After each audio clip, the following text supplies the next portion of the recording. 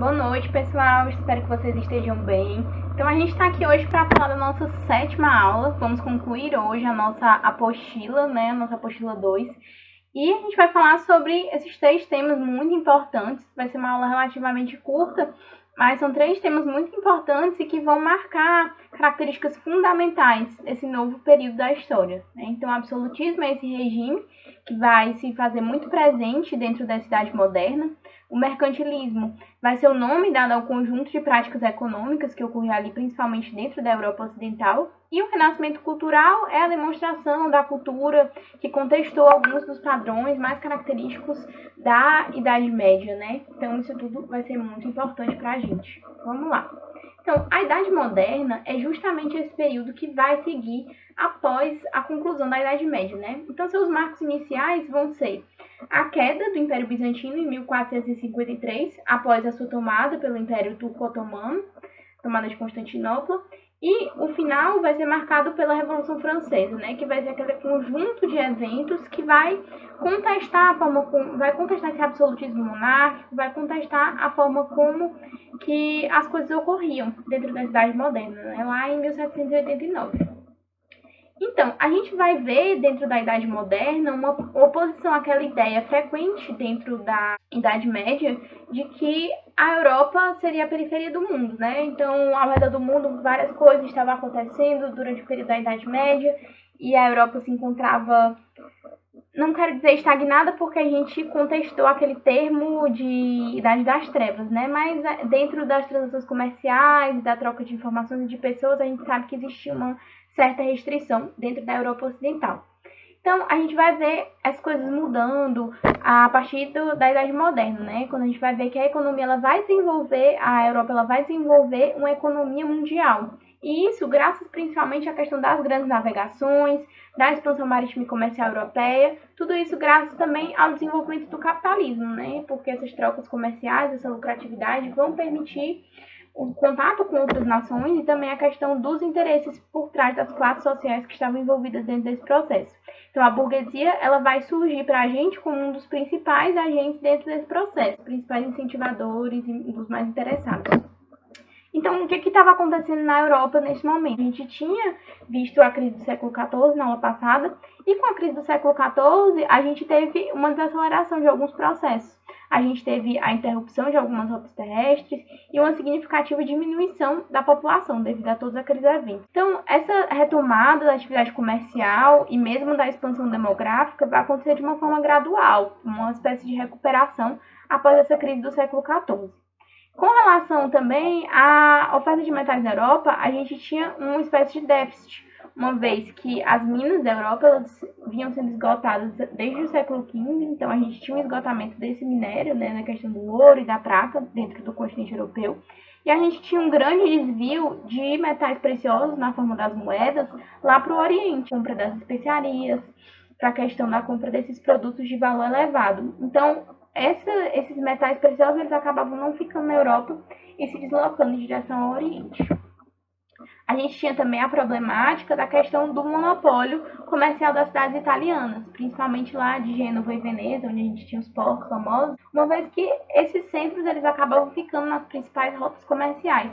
E isso acabava por restringir a lucratividade de outras cidades europeias. Então era do interesse deles acabar com esse monopólio, né, dessas cidades italianas. E uma grande solução encontrada por essa burguesia em ascensão foi uma nova alternativa, né, para essa expansão comercial. Seria justamente a questão da navegação atlântica. Ou seja, a expansão marítima e comercial europeia, ela vai surgir a partir desse processo, né, dessa busca por uma nova alternativa dentro desse contexto e dentro dessas necessidades. Sendo que para que essa expansão marítima e comercial fosse possível, a gente tinha necessidade de um grande investimento. Essas expedições marítimas elas eram muito caras e para que isso acontecesse, existia necessidade de um Estado unificado e centralizado por um poder monárquico. E é aí que entra também a necessidade do absolutismo. Então vamos ver que países que viveram esse processo de expansão marítima e comercial, eles foram principalmente aquelas nações que tiveram uma unificação e uma centralização precoce. Então, quais as características desse absolutismo e desse Estado moderno? O absolutismo e o Estado moderno estão intimamente ligados. Então a gente tem essa questão da centralização do poder por um Estado, por um monarca, né, que ele vai dominar várias cidades e regiões. E a gente vai ter também a formação desse Estado moderno muito motivada pela aproximação entre a monarquia e a burguesia. Então a gente vai ver uma convergência de interesses. Os interesses eram diferenciados, mas eram necessidades similares, certo? A gente tinha visto que a burguesia, ela tinha essa necessidade da centralização, a unificação das moedas, a unificação das medidas, né, dos pesos, das medidas mesmo de trocas comerciais, a questão de acabar com o poder feudal, a questão da cobrança dos impostos que os senhores dos feudos ainda cobravam de parte dessa burguesia. Então era do interesse da burguesia essa centralização. E a monarquia também via essa ascensão da burguesia, a ascensão dessa forma de ganhar dinheiro, como uma forma de enriquecer esse novo estado em formação, certo? Então, ambos acabavam reunindo seus recursos monetários com o mesmo objetivo, o mesmo destino. Então, esses reis europeus, eles vão acabar por favorecer essa burguesia em diversos aspectos.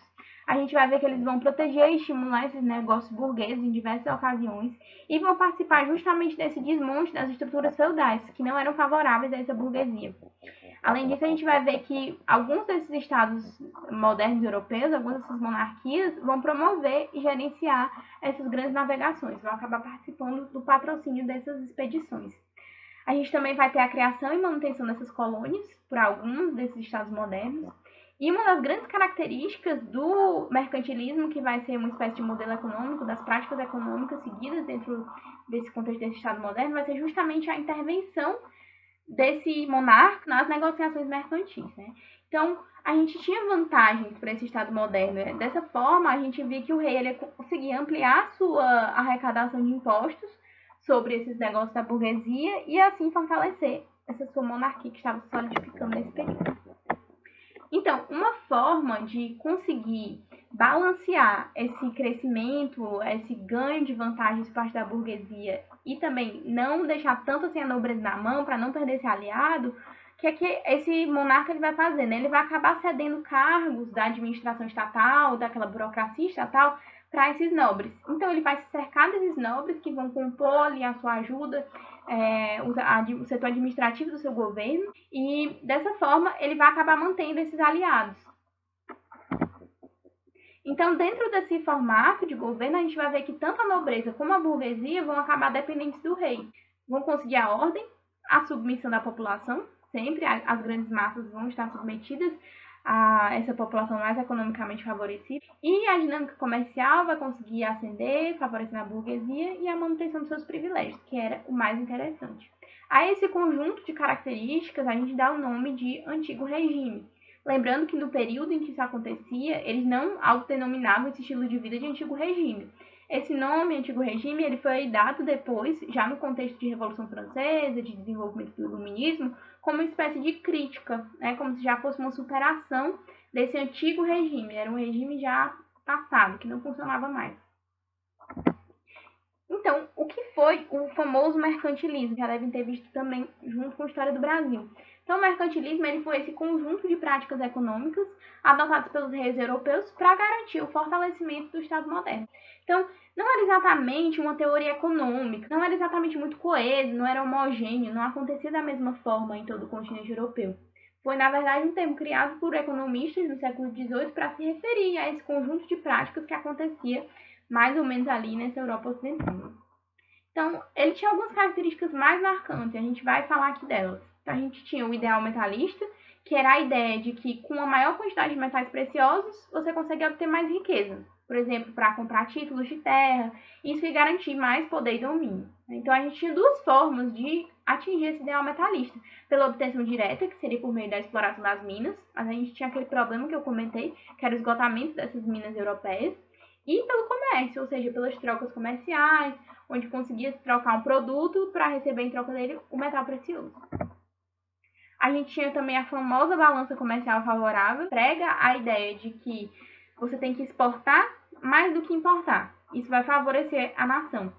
Então é por isso que vai ser favorecido dentro do território nacional dessas monarquias em ascensão a produção manufatureira. Ela vai ser fortemente estimulada, com o objetivo de diminuir as importações e consumir aquilo que estava sendo produzido dentro de território nacional.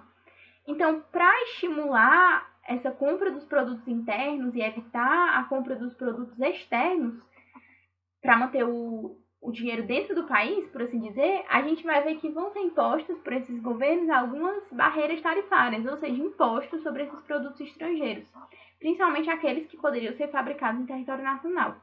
A essa ideia de proteção, valorização desse produto nacional, a gente dá o nome de protecionismo, é outra característica desse sistema mercantilista. Uma das principais formas por meio do qual esses estados europeus conseguiram alcançar esses objetivos, né, colocar em prática esse mercantilismo, foi por meio justamente da colonização, onde eles conseguiriam acumular riquezas por diversas formas com essas colônias, né, e principalmente isso aconteceu dentro do contexto ali dos reinos ibéricos, Portugal e Espanha, porque eles tiveram um processo de centralização e unificação relativamente precoce. No caso de Portugal, marcado por uma aliança com a burguesia. Então, por isso, eles vão conseguir ter um processo de expansão marítima e comercial precoce e também uma fatia na partida do mundo. Já outras nações, aqueles países mais retardatários nesse processo de expansão marítima e comercial europeia, mais pobres em colônias que não foram tão precocemente conquistando esses territórios, então a gente vai ver que eles vão adotar esse outro modelo, o industrialismo. Principalmente França, Inglaterra. A Inglaterra vai adquirir suas colônias mais tardiamente, sim, com relação a Portugal e Espanha, né? Então, é interessante até a gente entender que essas nações que acabaram por adotar essas práticas mais industrialistas, elas vão criar as condições necessárias para a expansão capitalista posteriormente, enquanto as nações que ficaram na expansão marítima comercial europeia, dentro desse sistema de colonialismo, elas acabaram ficando estagnadas, algumas vezes passaram por processos de inflação pelo acúmulo de metais preciosos e acabaram não evoluindo tanto economicamente em direção à Revolução Industrial e tudo, como aconteceu com França e Inglaterra, por exemplo.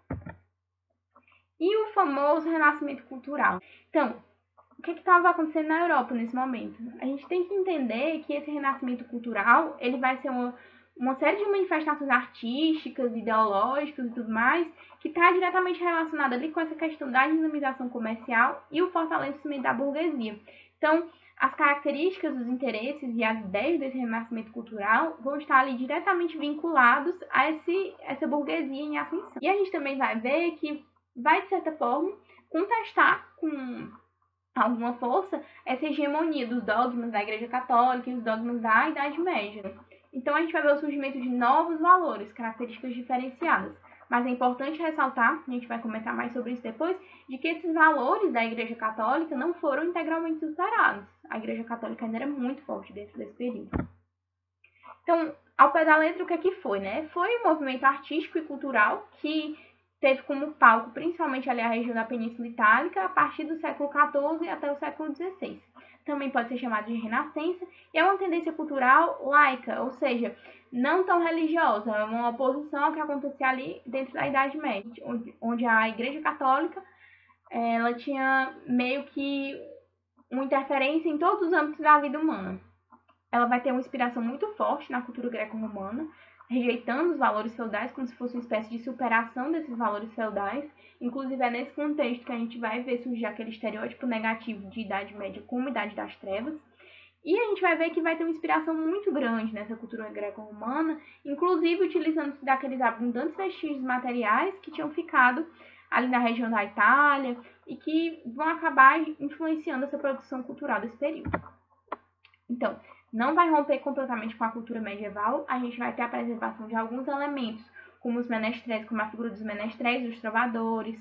Algumas temáticas religiosas vão ser mantidas. Alguns artistas, apesar de contestar fortemente alguns aspectos da Igreja Católica, vão acabar sendo contratados pela própria Igreja e produzindo algumas obras de teor religioso, o próprio Michelangelo, por exemplo. Mas é interessante que eles colocavam muita simbologia, e essa simbologia, esses elementos pagãos, acabavam sendo uma espécie de oposição não tão explícita assim, dessa marca cultural, dessa oposição ao teocentrismo, assim, da Idade Média e tudo mais. E outras características, outra coisa que vai ser mantida são as festividades populares no Renascimento. Dentro das ideias ali do renascimento cultural, a gente vai ter algumas espécies de princípios. A gente vai ter o humanismo, que vai ser uma das características centrais desse renascimento, que é a valorização do ser humano como uma criação privilegiada de Deus.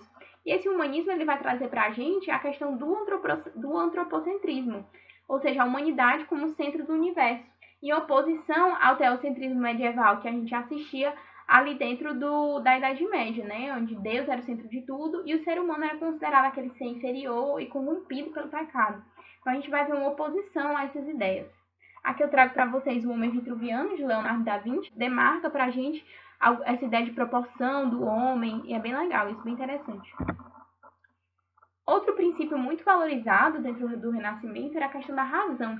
O ser humano era muito valorizado como esse ser racional, e a razão era tida como um dom divino. Seria um instrumento de aproximação com o divino. Essa genialidade, a criatividade do ser humano eram amplamente valorizadas. Essa capacidade de interpretar e conhecer a natureza e tudo mais. Então o ser humano era colocado como esse ser dotado de razão, de pensante, que meio que tinha um dever de usar essa sua razão. Eu trago para vocês aqui essa pintura de Rafael Sanzio, que é chamada de Escola de Atenas. Ela traz para a gente a representação de alguns filósofos, como Aristóteles e Platão, e mais outros 54 personagens, filósofos, matemáticos e outras figuras importantes desse período. Eram realmente muito cultuados. Outras ideias desse renascimento cultural, a gente tinha a questão do naturalismo, que era uma espécie de retorno à natureza, então a gente vai ver esses elementos presentes em alguns momentos. O hedonismo, que seria a valorização do prazer como o único bem possível, e o neoplatonismo, que seria essa ideia de que a interiorização, a busca espiritual, esse olhar para dentro de si, seria uma oportunidade de se aproximar ao divino. Ou seja, a gente devia valorizar essa experiência da interiorização, dessa jornada dentro de si, em detrimento dos bens materiais, dos bens físicos, né? Seria uma forma de elevação espiritual. Então, a gente vai ver que as cidades italianas elas vão ser o grande palco, vão ser o grande centro desse renascimento cultural. Vai ser onde ele vai surgir e onde vai atingir o seu expoente. Onde foi um local favorecido por conta desse desenvolvimento comercial precoce que a gente viu, figurando principalmente naqueles portos lá de Gênova e Veneza, que faziam parte das rotas comerciais, mas a gente tinha também outras cidades muito importantes, como Florença, Milão e Roma. É importante ressaltar que a Itália, nesse período, ela ainda não era um país, uma nação centralizada. A gente vai ter essa aula depois, mas a gente sabe que a Itália ela teve uma unificação tardia. Então, ela ainda era dividida entre cidades e regiões. Não existia a Itália propriamente dita, como um país.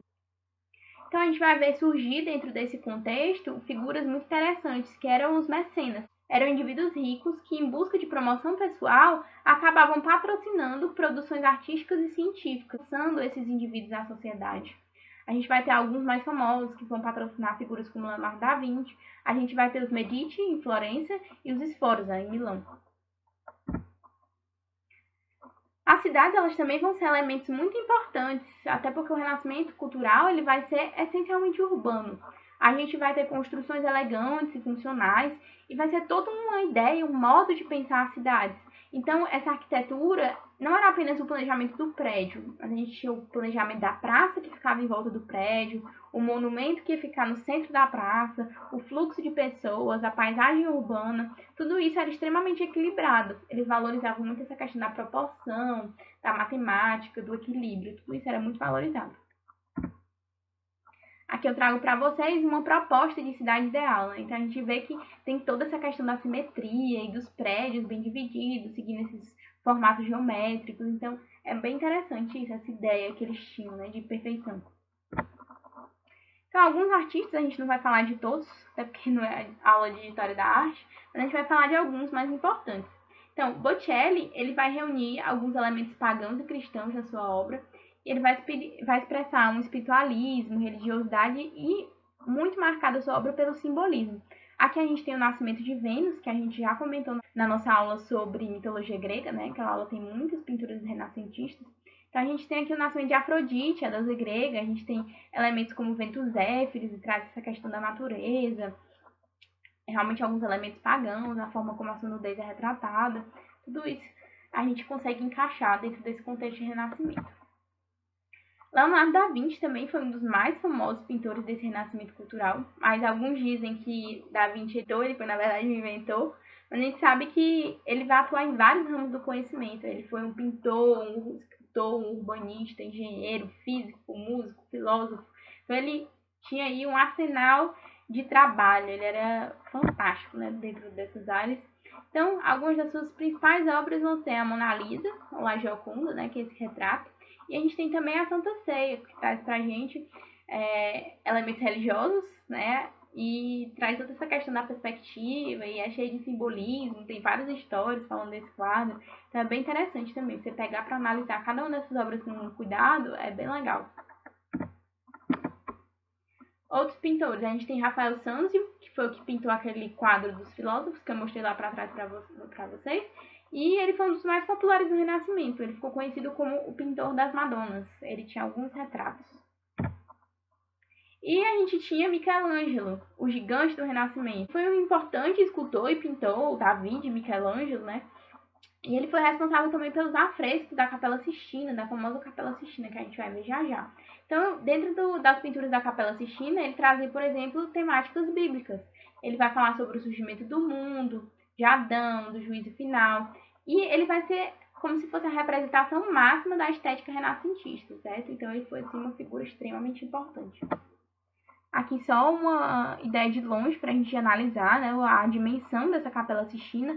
E é muito interessante porque vários pedaços da capela ele teve que pintar de costas, deitado, suspenso por andaime. Foi realmente assim, um trabalho monumental. Aqui a gente tem o nascimento de Adão, certo? A representação mais famosa da Capela Sistina, né? E a gente também vai ter contribuições em outras áreas do conhecimento, não só na pintura. A gente vai ter o movimento utopista, que trazia para a gente modelos urbanos que seriam dispostos na arquitetura geométrica, meio parecido com o que a gente viu anteriormente, obedecendo um rigor matemático absoluto. E eles acreditavam que por meio desse rigor matemático absoluto, a gente ia conseguir abolir a imprevisibilidade histórica, porque estaria tudo ali dentro desse meio matemático, e seria tudo muito bem pré-determinado, e dessa forma ia se conseguir atingir essa espécie de harmonia social, superando a violência e os conflitos. Essa é a ideia deles. A gente vai ter como principais representantes Thomas Moros, que vai escrever A Utopia, Francis Bacon, que vai escrever Nova Atlântida, e Tommaso Campanella, que vai escrever A Cidade do Sol. O famoso Nicolau Maquiavel vai ser um dos principais pensadores desse período. Ele vai ter como principal obra O Príncipe, onde ele vai expor essas suas ideias. E ele vai abandonar essa defesa da República. Ele ficou conhecido por tratar os governos como eles eram na prática, e não como eles deveriam ser. E ele tinha a crença na necessidade de um governo forte, né? Um governo com uma mão de ferro, por assim dizer. Não exatamente um déspota louco que fizesse o que lhe desse na cabeça, mas esse governo centralizado nas mãos de um príncipe forte, que seria astuto e virtuoso, ou seja, uma pessoa inteligente, que soubesse utilizar da estratégia e tudo mais. É dele a famosa frase, é bem mais seguro ser temido do que amado. A gente também vai ter algumas contribuições na área da matemática, da física, da astronomia, da biologia. E, como a gente comentou, uma independência crescente com relação àquelas crenças da Idade Média ali vinculadas à religiosidade, uma espécie de superação daqueles dogmas. A gente vai ver nesse período o surgimento da teoria heliocêntrica, ou seja, a ideia de que o Sol vai ser o centro do universo. Ela vai ser proposta por Copérnico e defendida por Galileu Galilei. Aqui é o modelo, certo? O modelo heliocêntrico. Então, a gente vai ver que isso vai trazer uma violenta resposta da Igreja Católica, porque era uma espécie de contestação da teoria geocêntrica defendida pela Igreja, que era a teoria de que a Terra seria esse centro do universo. Então, ela vai reprimir fortemente seus defensores. Giordano Bruno vai ser condenado e queimado vivo pela Inquisição. E Galileu ele também vai ser julgado e considerado suspeito e vai ser perseguido até o fim da sua vida, mas ele conseguiu escapar da fogueira. Então, a gente vê que, ao mesmo tempo que essas ideias renascentistas de superação desses dogmas, de libertação, vão existir, mas, ao mesmo tempo, elas vão ser fortemente reprimidas pela Igreja Católica, nesse período pela Inquisição. A gente tem também a questão do movimento elíptico dos astros, que foi proposto por Brahe e Kepler. E o Renascimento, ele também não vai ficar restrito somente à Península Itálica, vê que ele vai se disseminar para outras regiões da Europa, principalmente aquelas que tinham um desenvolvimento comercial avançado. Então, a região de Flandres, lá onde tinha a grande feira, vai ser favorecida, um forte estímulo às artes e às ciências, também na Alemanha e na França. Na Inglaterra, a gente pode destacar alguns escritores, como o Thomas Moros, lá, que escreveu A Utopia, que a gente comentou, e o famoso William Shakespeare, que vai trazer para a gente uma série de peças de teatro. Ele trazia temáticas como os lemas humanos, Hamlet, Romeu e Julieta, são algumas das suas principais e mais famosas obras. Na Espanha, a gente tinha Miguel de Cervantes como principal expoente, trazendo pra gente o famoso Dom Quixote, que vai satirizar, fazer uma espécie de crítica aos valores da cavalaria medieval, né? Daquela ideia romântica, idealizada que existia daqueles cavaleiros que eram tão cultuados. E dentro de Portugal, a gente vai ter Camões, trazendo pra gente os Lusíadas, que vai ser a maior epopeia da língua portuguesa. Gente, então era isso. Eu espero que tenha sanado todas as dúvidas sobre esse assunto. Então, se vocês tiverem qualquer dúvida, vocês podem falar comigo, certo? A gente chegou ao fim da nossa apostila 2 e eu vou buscar durante esse período alguns outros assuntos que eu acho que sejam interessantes pra gente tratar por meio dessas aulas virtuais, tá certo? Espero que vocês fiquem bem.